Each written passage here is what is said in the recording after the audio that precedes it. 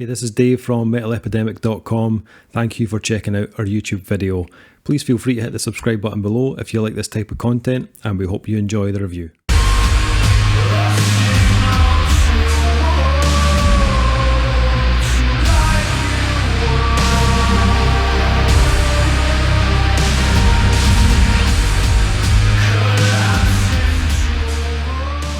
What's up, guys? Dave, Duncan, Kyle, back from Epidemic.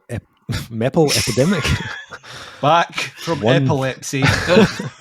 Here for you. We were having a fit earlier on, but it has now passed, and now it's time to review albums. What the fuck is the matter with you, Dave? Can you tell this is the last album we're reviewing tonight? It's been a long night, guys. This is the last one we're doing. Yes, another album review from Metal Epidemic. There we go.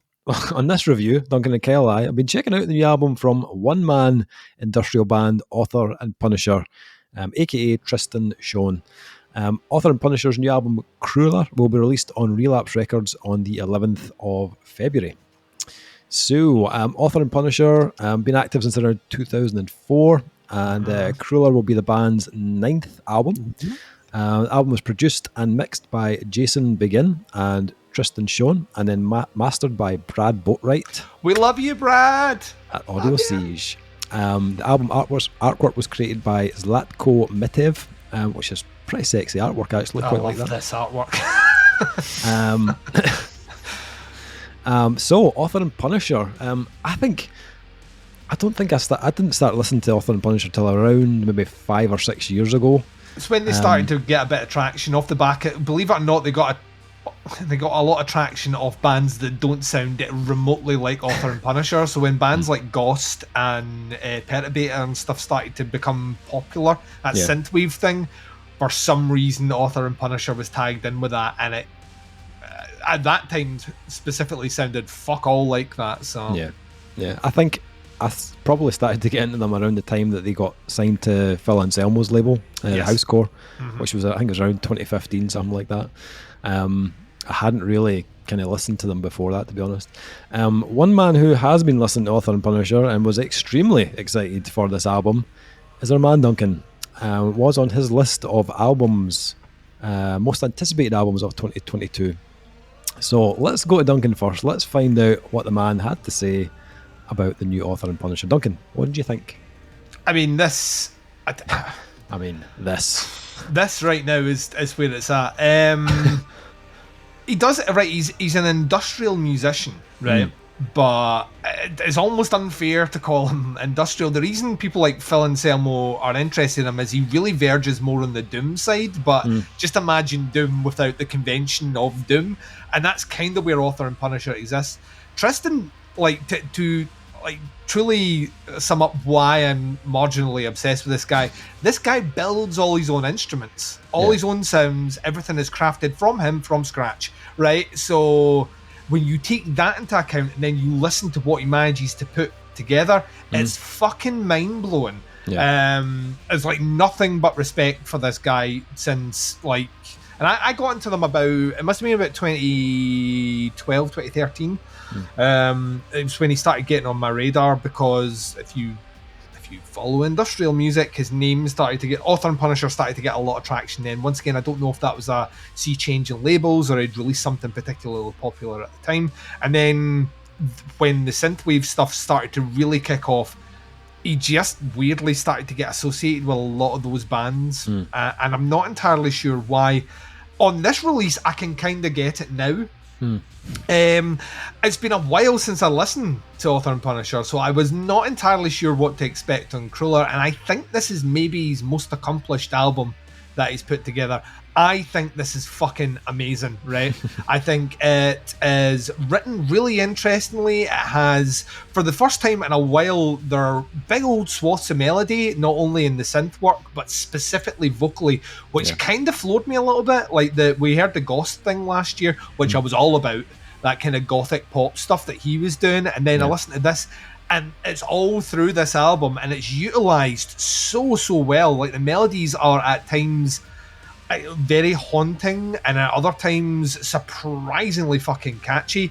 The music is at times relatively commercial, but always has that nastiness at Author and Punisher where you feel like you're just about to be mugged by like a man wearing a suit of armor. That's kind of the metallic sound he manages to craft. It's like if you've ever listened to the track Reptile by Nine Inch Nails and you hear that machine gun piston like start, that's like, if you had to distill that down, that's Author and Punisher, like just that. But he's really, I think he's upped his songwriting quite a bit here, because you're getting proper songs here. You're not getting just experiments in sound. All this stuff leans in.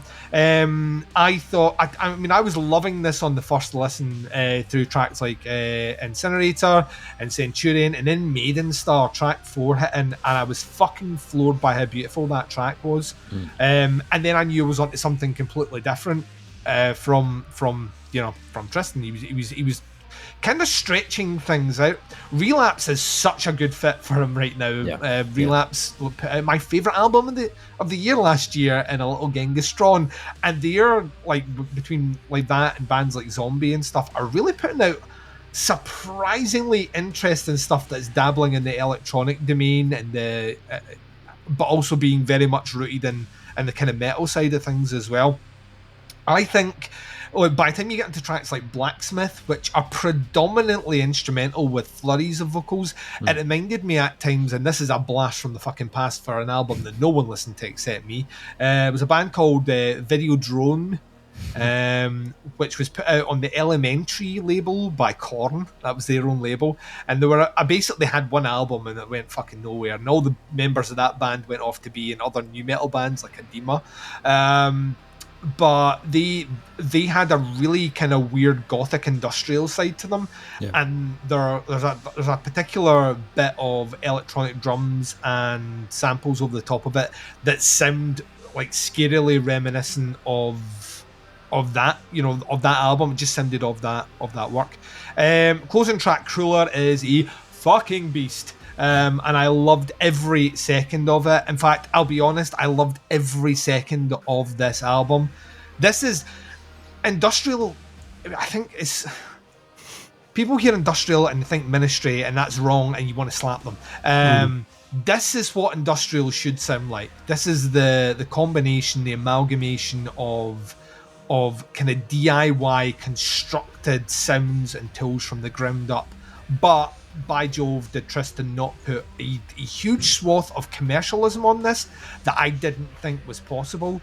And I'm, once again, sticking the stake in the ground. Expect this one to be in my top 5 at the end of the year. I think this is fucking amazing. Being played a lot. Its length precluded it from being played more than one other album we listened to this one, but that was the only thing stopping it from repeat viewings. This is a Duncan album, if ever there was a Duncan album made, and by God, we need to see them live. We need to see them live. So yeah, Author and Punisher's Krüller is fucking amazing. Oh, there we go. Okay, interesting. Just come. Thanks for the heads up. Kyle, you also like to dabble in the industrial world. How did you get on with this one? I don't know what to say. Oh. I put this on, and immediately masonry was defecated. Okay. It is just so fucking good. I did not know music like this could exist, and did you come across them before? No. Never. No. Oh, wow. I now have 8 albums to go through. They get more unpleasing as you go back in the nicest possible way. So I just, it's great. I don't know. It's like, it's everything I love about music. It's synths and guitars that just sort of intertwine together and then separate. And the vocals are not overpowering. There's like bits, and there's loads of instrumental, and there's bits of vocal that fit really well. And the production is fucking insane. And there's loads of reverb on anything, but it doesn't sound like a mess. And I'm like, I couldn't believe it. I can't believe this band has passed me by for so long. I was just listening to it. I was like, holy fuck, this is insane. Down-tuned guitars and synths, like, hello, yes, this is my album. You know? That's like what I do. And this guy does it too. So I have to give him a call and say, hi. And he'll be like, get off my phone. How did you get this number? Well, the Brad Boatwright thing that we were talking about is like, this is like he was when he was talking to us, he was talking about the value of making sure that like things are all level across it, and that's been a complaint of mine on Author and Punisher in the past. Is depending on what you're listening to, because it's like so at times so ugly and so discordant sounding, you like the level sometimes, to me in the past anyway, maybe not like the last album or so, but could feel very jarring. Like you could go from a very quiet bit to a huge loud bit, and it would almost startle you listen to very, very ugly sounding. And I mean, like that's true, but this still has some pretty this is what good dynamics. He's managed to keep that level fucking great. Yeah. And but this you can one still tell the dynamics as there's a quiet bit, but it doesn't sound like, and it's like so he's held this one. I can see why he was proud of it. When it was chatting to us, because this is the sort of thing where you need a deft hand on that, and he's delivered the goods, like, man, in a way that this is unbelievably produced and mastered. Obviously, it's just I was floored by this album. I don't usually get floored or stunned with my jaw open like holy shit, but this was it. This did it for me, like, as you can tell. It was so good, it's just really hard to put it all into words. It's just great, it's like fucking nasty and gritty and deep down low and great. Just, everything Duncan said, but with my voice. Yes. Okay. I'm curious about you, because you said you started listening to them during the Housecore Records kind of acquisition. I said I started listening to them, and I didn't say I liked them. This is not a band that I would ever in a million. I was actually surprised you put it on the list for us to do, and I'll be honest about that, because like there's picking industrial bands, and then there's picking Author and Punisher. Like it's like, well, it was Brad kind of sold it to me when we were talking to Brad. Check out the interview, by the way. We've got an interview with Brad Boatwright, who mastered the album. It's on YouTube. Check it out. He just seemed really, really excited about it, and he kind of got me excited about it as well. And I wasn't even really much of a fan before, to be honest. So I was keen to hear this. I'm not, as I've mentioned before, I'm not the biggest industrial fan, and I think we all have our issues, Dave. I think it comes out the fact that as a genre, it can be very cold and kind of clinical. And for me, it's often kind of lacking in a bit of a hook, or sometimes a bit of melody. It's very much a mood that I need to be in to listen to it, and that particular mood doesn't come around that often, to be honest. It can be fascinating though musically. Like there's usually a lot of weird and wonderful things going on that I can appreciate from that aspect. But if I'm honest, I do get kind of bored of it pretty quick. And like, whilst I liked the last two Author and Punisher albums, were interesting to listen to. But for me, they were kind of forgettable, if I'm honest. And I gave them another listen before I checked out this one, because I hadn't really went back to them since I heard them all those years ago. And even now, when I check them out again, I checked them out in case my taste had maybe changed. But my opinions kind of remained the same, to be honest. Lots of like dark and twisted sounds, very well put together. And the production is kind of fitting with the style of music that he's doing, even though it's a bit more kind of rough around the edges than this is. But still, it's not quite my tempo, is what I would say. So I went into this. Not your cup of dirt. I got it. No, I went into this with a bit of skepticism, a bit of apprehension. I wasn't sure, but I was kind of sure I was going to hate it. This is like the longest dick tease ever. Come on, get to the point. And I mean, put it in. I was expecting, the abuse. But I do seem to be in the minority a lot with this band. I haven't spoken to many people that really dislike Author and Punisher. However, when I hit play, I was kind of taken aback. Drone Carrying Dread is the first track, and like that first track kicks in, and it's like something from the fucking Terminator soundtrack, which I was like not expecting. I was like, whoa, what's going on here? This is a little bit more restrained than the usual kind of abrasive intro you would get from Author and Punisher. It's very synth laden, almost kind of cyber-like, layered up with like industrial drums, a really nice kind of warm bass to it as well. And then the vocals kicked in, and I was like, what's going on fuck? here? Yeah. Like, where did this come from? Because this isn't on the last album or the album before that. And like, listening to the album, I've tried this week to think about who it is that he reminds me of. There's another vocalist, or it might be a mixture of vocalists, I'm not entirely sure, but there's something out there that reminds me of it. It's very similar. Can't think who it is, but regardless, it sounds awesome. And for me, it was kind of the missing piece. I think like this now feels like a complete package that I could listen to as someone that's not really a fan of industrial. I really enjoyed the kind of tone that he's went for musically. It's not quite as harsh and as blunt as on previous albums. This is a bit more blended, a bit easier to digest.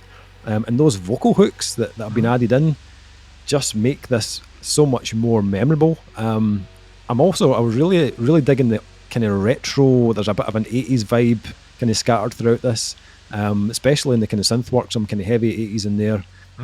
But even on those tracks, I love the way it's like being blended with something more modern and mechanical. Misery is a really good example of that kind of crossover of styles, that he's kind of brought it up into kind of like modern day. But that's also in the vocal melodies as well. Maiden Star that you mentioned, Duncan, or even Glory Box.